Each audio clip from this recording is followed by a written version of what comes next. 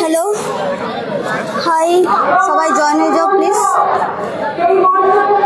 আশা করি সবাই জয়েন হয়ে যাবে বা পরেও ভিডিওটা দেখে নেবে, আমি জানি।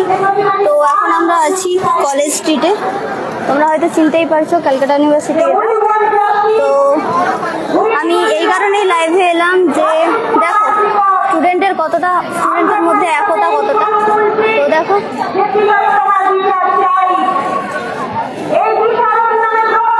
কত স্টুডেন্ট, প্রচুর আছে, প্রচুর স্টুডেন্টের মধ্যে একতা কতটা দেখো। তো যারা বলো যে আমি অনলি সোশ্যাল মিডিয়ায় প্রতিবাদ করি বা অনলাইনে এসব কিছু লিখি, তাদের একটাই কথা বলবো যে সামনে এসে প্রতিবাদ করার, উঠে দাঁড়ানোর সাহসটা চাই। তো আমি এগিয়ে এসেছি, তো দেখতেই পাচ্ছ এখানে। তো এরপর নিশ্চয়ই আমাকে কেউ কমেন্টে বা ইনবক্সে কেউ বলবে না যে নিজে অনলাইনেই বলে যাচ্ছ বাট রাস্তায় তো নামনি, এটা নিশ্চয়ই কেউ বলবে না।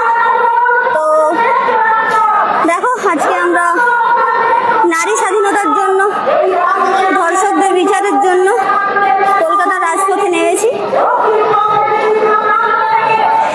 তো আশা করি যারা নিজেরা রাস্তায় নামেনি তাও বড় বড় কথা বলছে, বাড়ির মধ্যে ভয়ে হাত পা গুটিয়ে বসে আছে, তারা অবশ্যই এখান থেকে কিছু শিক্ষা পাবে।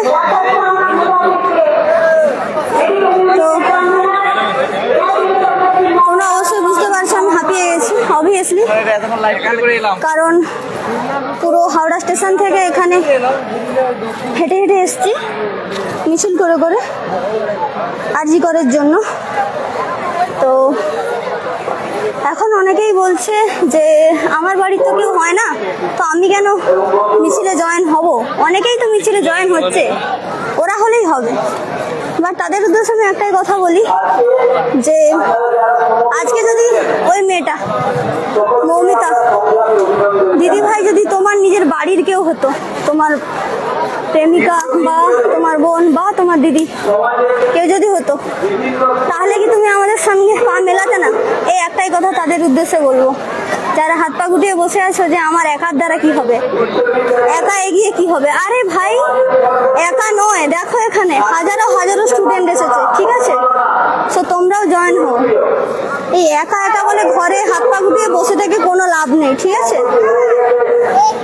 তো আমি একটাই উদাহরণ দেব, ক্ষুদিরাম বসু যদি ভাবতেন যে আমি একা ফাঁসি নিলে কি দেশ স্বাধীন হবে, তাহলে কিন্তু খেলা অন্যদিকে ঘুরে যেত, তাই না? তো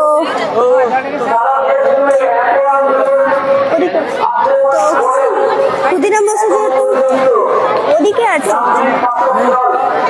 ফোন করো সৌরভকে, তো সৌরভকে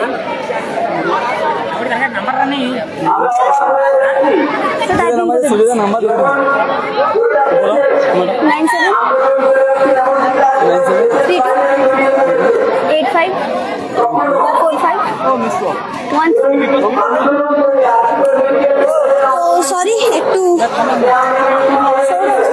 সৌরভ আমার সাথে গেছিল, তো সরি একটু বিজি ছিলাম। তো আমাদের এখানে সবাই একজোট হয়ে এসেছি, তো সবাইকে একসাথে নিয়ে যাওয়াটাও সবার ডিউটি।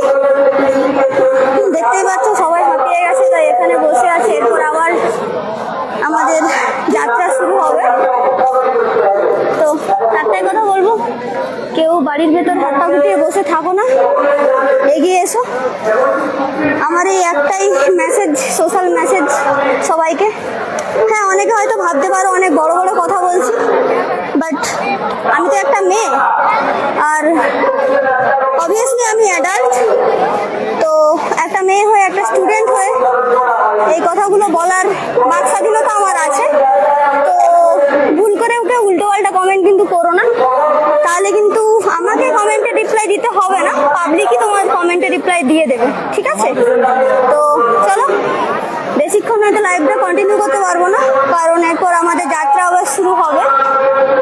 আমি অলরেডি ব্লগ স্টার্ট করেছি, তো ব্লগটা পোস্ট করে দেব।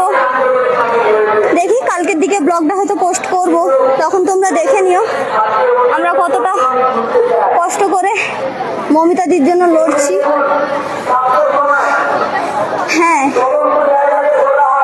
তিনি একজন কলকাতার ডাক্তারই ছিলেন, খুব খুব ভালো ডক্টরই ছিলেন। ইতিমধ্যে তোমরা সবাই তার প্রেসক্রিপশন দেখেছো, তো আর নতুন করে কিছু বলার নেই। তো নিজের ফ্যামিলি হিসেবেই সবাই এগিয়ে এসো, এটাই বলবো। তো চলো, আর বেশি কন্টিনিউ করছি না লাইভটা, সবাই একটু শেয়ার করে দাও, হাঁপিয়ে গেছি জাস্ট।